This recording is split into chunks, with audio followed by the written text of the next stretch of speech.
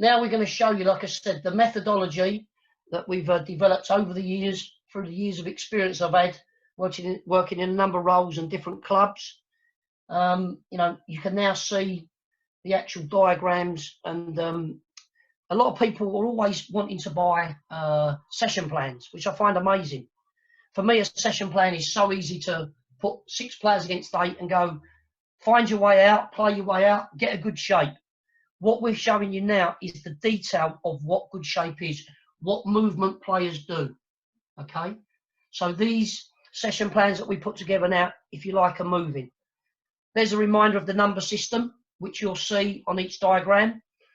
And what the diagrams you're going to see now is just transfer from playing out on the right, left, right, left, right, left, where pressure's applied from different opponents on the field.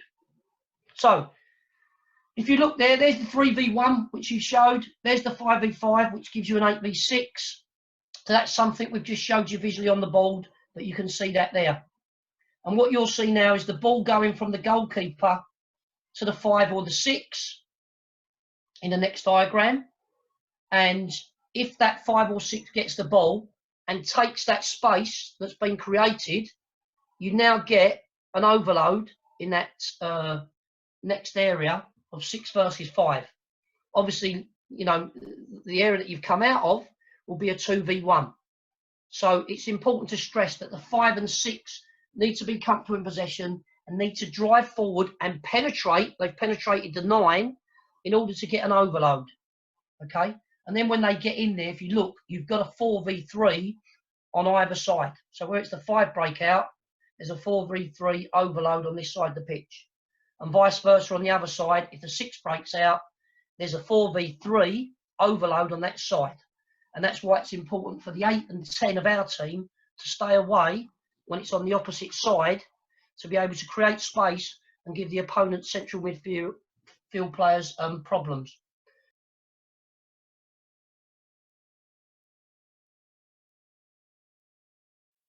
Here you see the goalkeeper playing the ball out to the right-sided central defender, number 5. As the ball is played out to him, he recognises the space in front and drives forward. However, the blue 11 and the 9 decide to press, and the ball is then played in between the two of them to the 8, who bounces it out to the fullback, thus allowing 2v1 in a wide area, comfortably getting out.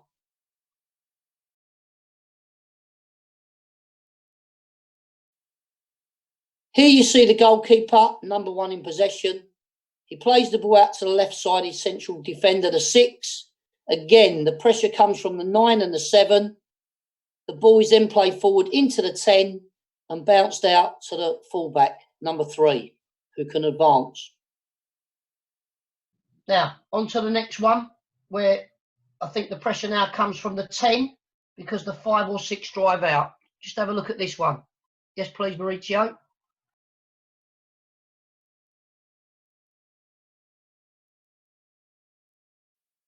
Here you can see the goalkeeper plays the ball to the 5, right-sided central defender. This time the 5 recognises the space to drive out and is opposed and pressured by the opponent's 10, not allowing the ball to be played into the 4. The 5 then plays the ball into the 8, advanced central midfielder, who bounces it back into the 4, who's in a good area.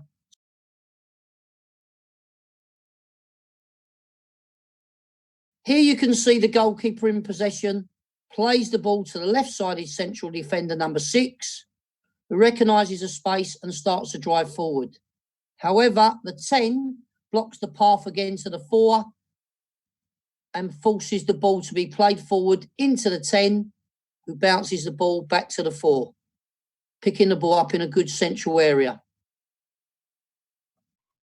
So moving on to the next one. Next scenario where it gets a little bit tighter and the 10 and the 11 say, we're not going to go and press the ball. Let's see what happens when the 9 presses the ball.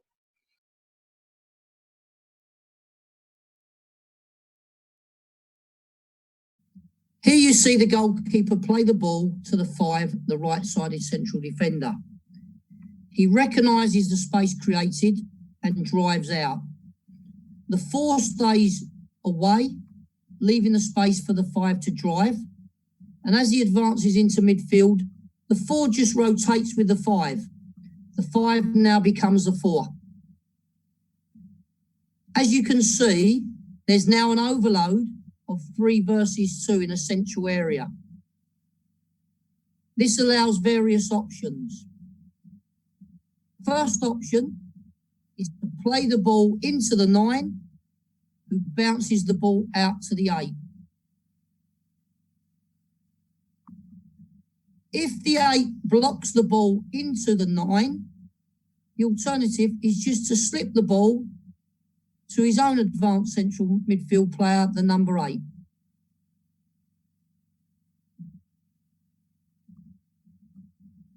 If the 4 comes across, stopping the pass into the 9 and to the 8, the pass will then be delivered to the 10, who has stayed away to create space. When he receives the ball, he is then able to exploit the space in front of him.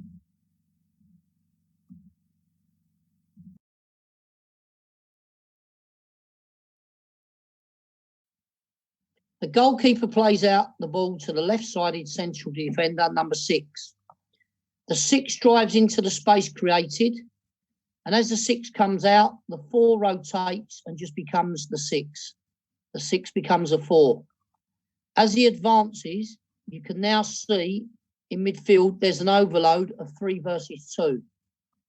The 10 and the 8 pull away, thus allowing the ball to be played through the opponent's 4 and 8 into the 9, who bounces the ball to the 10.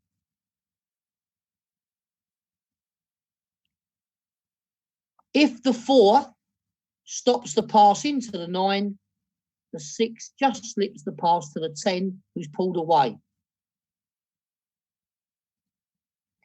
If the 8 goes across and the 4 stops the ball going to the 10, the ball is there played from the 6 to the 8, who's in lots of space.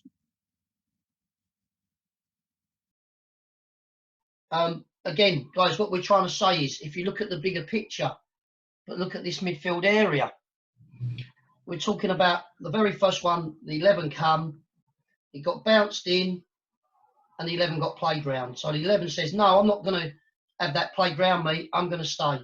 You saw the second example where the 10 had come across, and because he was coming from in to out, it was bounced in there and bounced back, and then you've got that 3v2.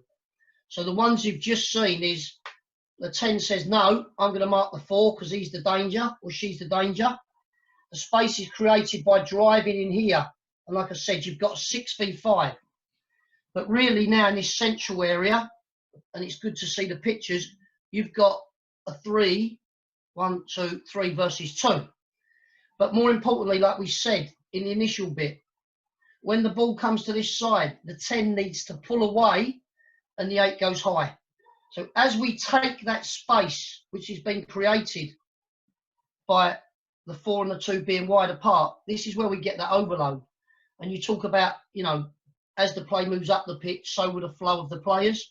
And the options you just saw were the naivety of in there, bounce it, okay, depending what they do.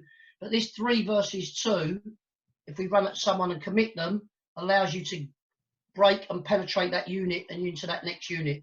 So those are the examples you see. So it's really important for our 5 and 6 to be able to drive into midfield. Space has been created by making the pitch big, and for coaches to see that when they watch the game and it's going quickly, where are these overloads occurring? How do I actually coach them to make these situations where teams drive out from the back, it's popped in, it's moved quickly, and it looks like it's genius, but it's rehearsed because you've done this on the training ground. So it's not just, oh, we pass and move, we keep it moving, we do rondos.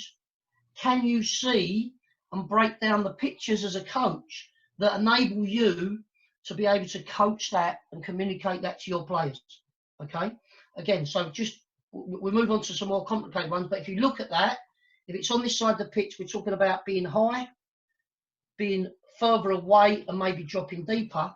So if we get into these situations, as we get up, these players will start to move up and play on players' shoulders, giving them problems. If they want to pull away and you're followed, it opens up space to play through. If they narrow off, which is natural when you're out of possession, if you can't play through people, you've got that rondo. But there's your 4v2, and you can't play through, so you play around it. And you play whatever the right answer is. Now, we know that other players are going to retract and they're going to get in there. But like I said, if you look at it developing, if the pressure comes from there, it's in and bounce. So everything is coordinated, and it's really important to understand that. So now what we're going to do is going to give you scenarios where they really push in, and they encourage you to play out. You've taken that option. You haven't gone to the 7, 9, 11 or 8 or 10, which you would do if it was on. So now we're going to show a couple of scenarios where it's really deep and there's pressure. And the best teams, and you'll see this on the diagram, the diagrams are not going to give the ball away because we've made the diagrams, but it's about giving your players responsibility. And you're going to see players get the ball. You're going to see central defenders drop right on the goal line to give options, which the best teams do. And I cite Barcelona and Man City are willing to take that chance. So, Mauricio, if you move on to the following diagrams, please. I'd like to show a few more. There's a couple more examples on both sides.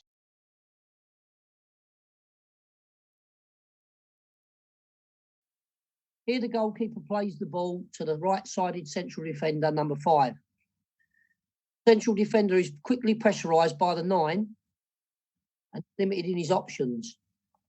The 2 is then pressurised by the 11, and the 5 just drops an underweighted pass to encourage the 2 to drop off. The 5 makes a new angle, but the ball is played inside to the 4, who plays round the corner to the 8. The 8 bounces it to the 2, who, having played it to the 4, continues his run.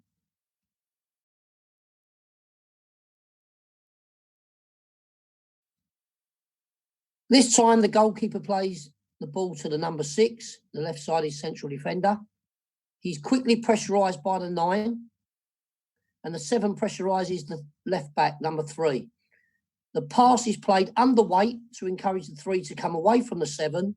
The 6 makes a new angle, but the ball is played inside to the 4, who links up with the 3.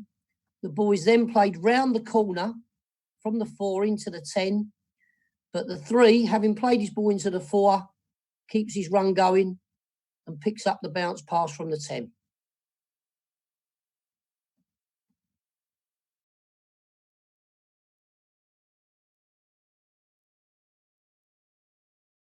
Right.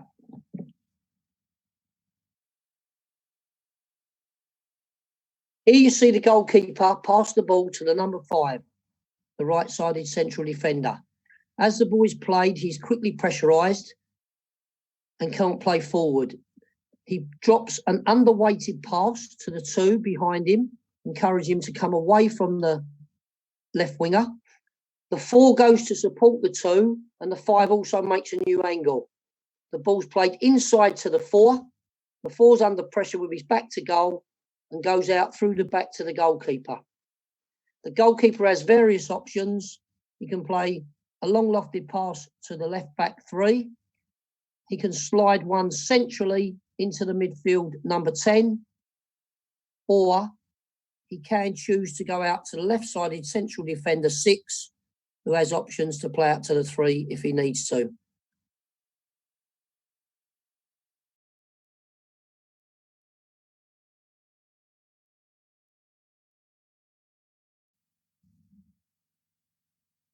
Here you see the goalkeeper play the ball to the left-sided central defender, number 6.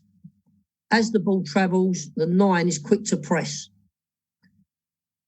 The 3 makes an angle and it's tight. So the 6 plays an underweighted pass to encourage the 3 to move away from the opponent's winger, also making a new angle himself. 4 goes over to support. The ball is played into him and he receives the ball with his back to goal under pressure. His therefore only option is to go out through the goalkeeper. He bounces the ball back. The 5 offers an angle and so does the 2. The goalkeeper's options are number 1, to play the diagonal pass to the 2, the fullback. The second option is to play the ball into the central midfield player, number 8. The third option is to play the ball into his right-sided central defender, the 5, who then has the option to play to 2 if he wishes to do so.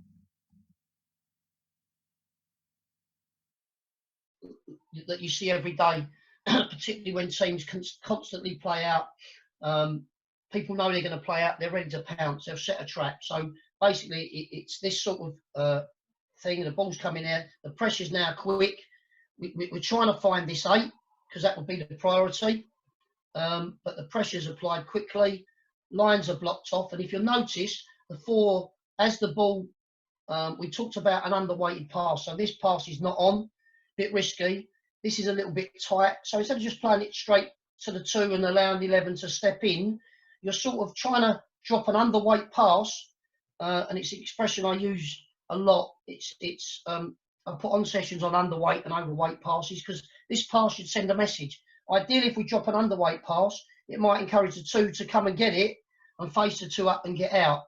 But what we've said is sometimes you're just encouraging to try and move people, yeah, and drop an underweight pass to maybe, and we didn't shut it out, make an angle, bounce it back and get out that way. But what we've done in that scenario is it's come in there, dropped an underweight pass, and he has been allowed to turn.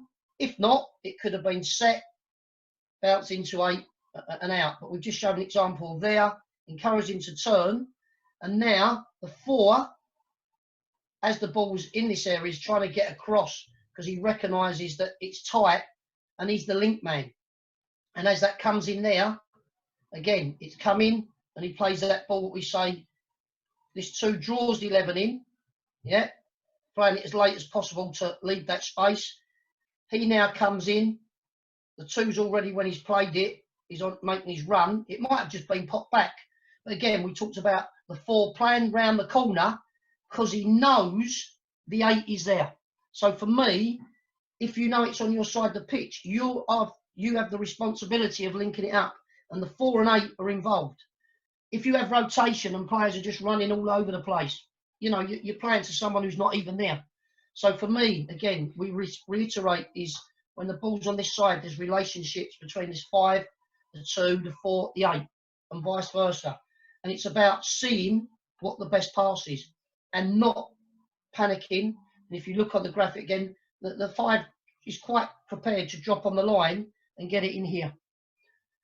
Again, we're going to move on to the next scenario, but your questions are welcome on that, on any aspect of what you've seen at the moment. Now, it's another scenario now where it's really tight and you see Man City do it exceptionally well.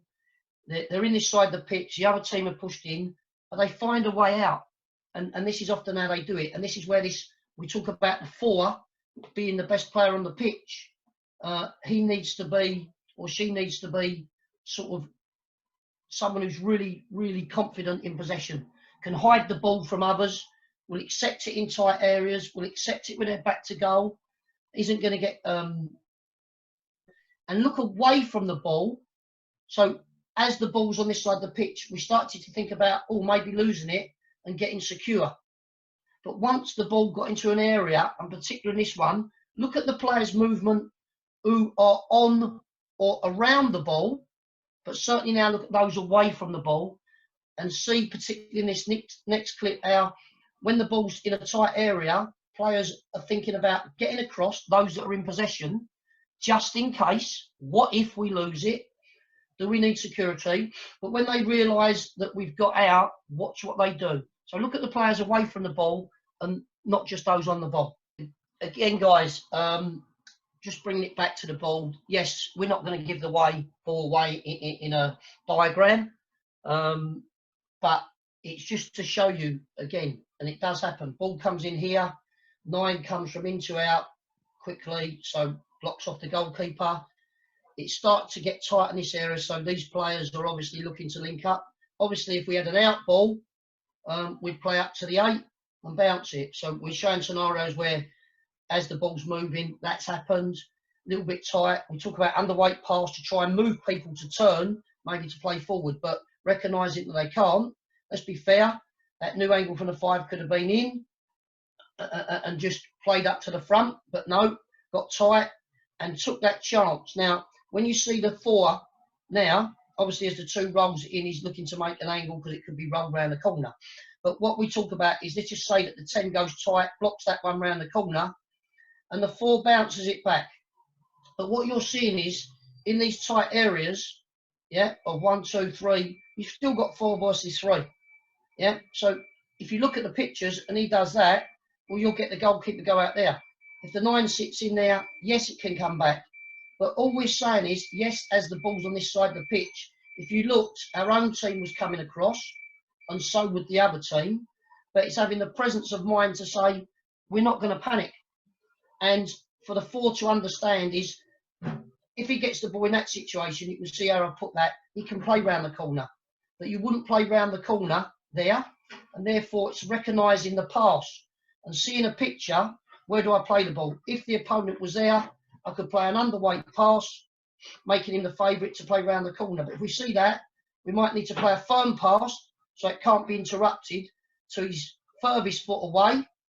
And this 4 recognises he's got his back to goal. So this attention to detail with the coaching is really important. And it's just recognising and practising these situations. But what I want to say now is, guys, we'll just have a little break on the presentation.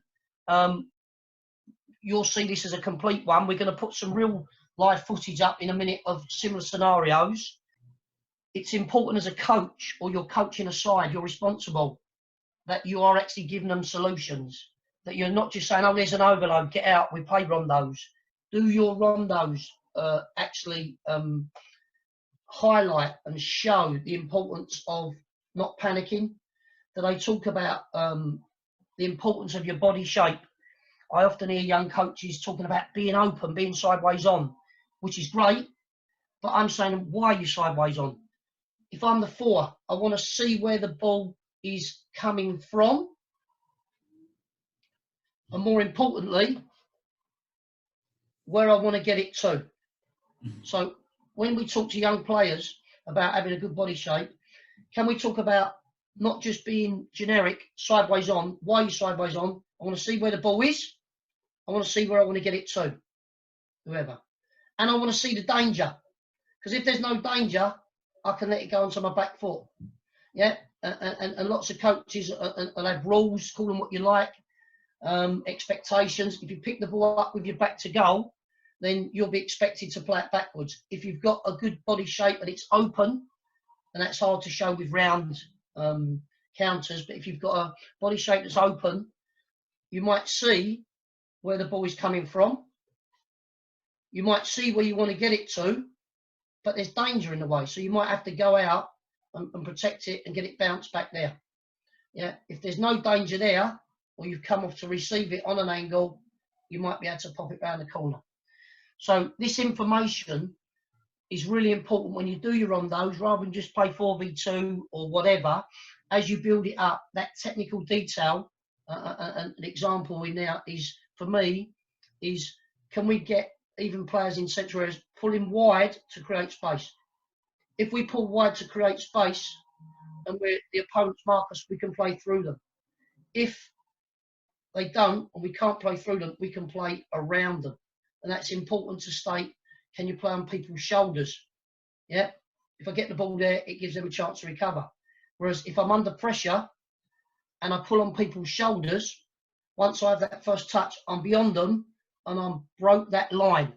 So technical detail within these practice is very important. And if you haven't got this technical detail, once you get into the big picture of the 11v11, it's lost. So hope you've enjoyed that part of the presentation. When you rejoin us, we're going to show some examples of real footage and I'll talk you through that. But we look forward to receiving your questions on this and your thoughts. Thanks very much. See you again soon.